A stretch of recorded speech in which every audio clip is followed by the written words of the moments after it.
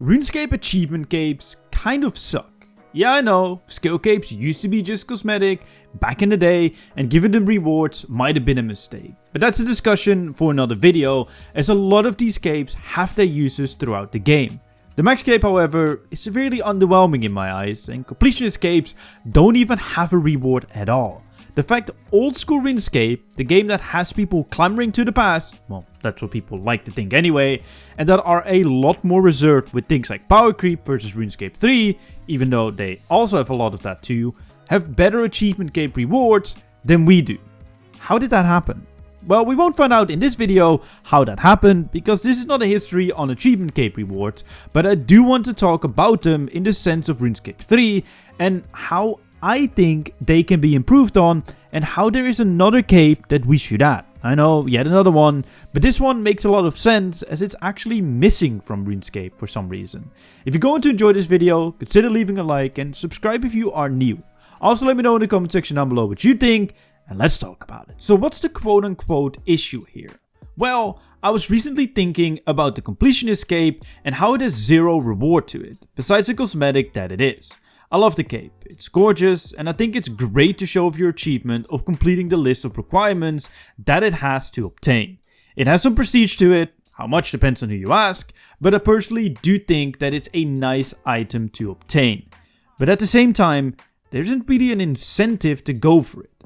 So at first, I was planning to make a video on that. I tweeted the idea out, got some varying replies on Twitter, and decided against it, as I thought that wasn't really a good point to be made. But then I was having a conversation with my good friend mshock5150 about this video idea, and we kinda came to the conclusion that not only the comp cape rewards suck, well, the lack of them, but also the max cape. Now I know that having a cosmetic achievement cape is a very MMO thing to have, and the argument of keeping them purely cosmetic is very valid. I personally am very indifferent to the subject of adding more/better rewards in general, even if I do believe as well that there is some room for improvement, especially for the max cape and even for the completionist cape to an extent. I am also fully okay with them staying as they are, so see this video as just a fun little discussion. So let's go through them all and talk about what I think can be done to them, starting at the top with the completionist capes. Comp and trim comp are very difficult ones to start off with, as I think these are the most controversial ones to be given rewards and the hardest ones to give rewards to in general, especially trim comp. These capes used to be absolute best in slot capes for PVM and all activities, period. It was a crux item to have if you cared about maximum efficiency, which I'm glad they changed. A PVMer shouldn't need to skill an excessive amount for 120s or do random completionist achievements to be able to get the best cape for the way they enjoy playing the game. PVM upgrades should mainly come from PVM or in certain cases from quest. So with that, giving these capes flat stats is off the table. We will get to trim in a moment, but I do think that comp cape does have a great reward space to be filled without making it a crux item to have within other playstyles.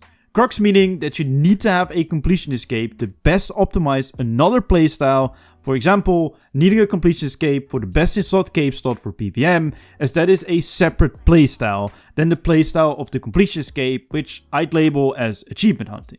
Giving it teleports that are extremely useful could be an option, but then you could make the argument that it would become a crux item for cluers and piss them off. And yet again, does that really reward players who enjoy that playstyle, hunting achievements? I don't think so, as I believe an achievement cape should give relevant rewards to that specific playstyle. The archaeology cape makes archaeology better, so a comp cape should make comp better. So why not give comp small buffs to get your trimmed completionist cape? Having the completionist cape should directly benefit you to get trim. Examples of this could be slightly higher breeding chance for breeding logs, the chance to not use a reward enhancer charge when going for things like chompy birds, not having the strange/golden block skill penalty, or gaining reputation a little quicker in Menopause. These things would only be relevant for people who enjoy the playstyle of achievement hunting and are going for their next cape. Plus, with the right balance, it could even make some tedious requirements a little bit less tedious. Looking at you, strangeless golden rocks, and your weird mechanic of having to switch skills every rock you get to not deal with the penalty of obtaining the next one. Trim Cape, on the other hand, is a bit of a tougher one, as we just established that an achievement cape should give relevant rewards to that playstyle. But there isn't a playstyle after Trim. You've done it all. Well, the majority of it anyway, so I truly don't know about this one, and I think for balancing's sake, it might have to be left as a purely cosmetic cape. Now onto a bit more of an obtainable cape for most players, the number one goal for anyone starting RuneScape, the max cape. We get 3 perks of all the other capes, and that's it.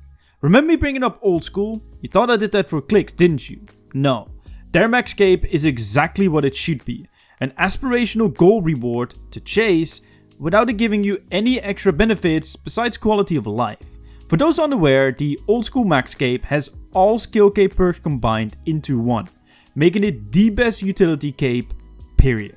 Not giving you extra benefits over regular skill capes as they are the exact same, but simply combining them into one. They also let you combine your best in slot capes like the Zuck cape, Quiver and Mage Arena 2 cape into the max cape, which takes away the skill cape perks and in turn gives the max cape the offensive stats of the best in slot cape in old school and a different cosmetic. I'm not sure if this would be a cool addition for RuneScape 3, as they are simply cosmetics and we can fully customize our max capes anyway, unlike old school RuneScape, but I still wanted to bring it up. So what I propose is to add all the skill cape perks to the max cape and allowing people who maxed to simply have all these benefits into one cape. Our max cape has passive buffs that transfer over to other capes, which are the selected skill cape perks.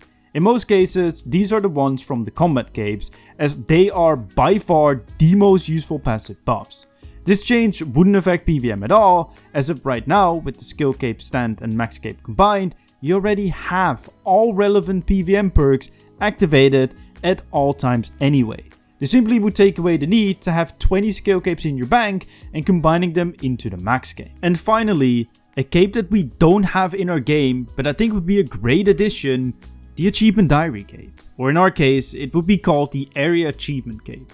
The area achievements are a big undertaking to get done, requiring a lot of high skill requirements and quests, and there's nothing to show for you completing them. A lot of the rewards of these achievement sets are also quite underwhelming or irrelevant in today's meta, so adding an achievement cape at least gives you another reason to go for it.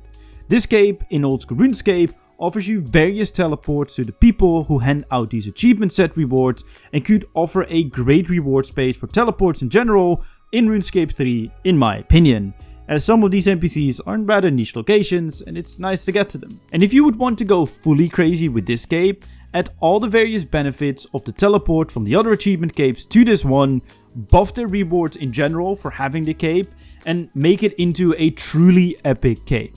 Okay, I'm going a bit overboard here, but it seriously would be fun to have a cape like this in the game. And that's all. Those are my takes on achievement capes in RuneScape. Let me know in the comments section down below what you think about all of this, and leave a like if you did enjoy this video. My name's Chevalric, and I'll see you guys in my next video.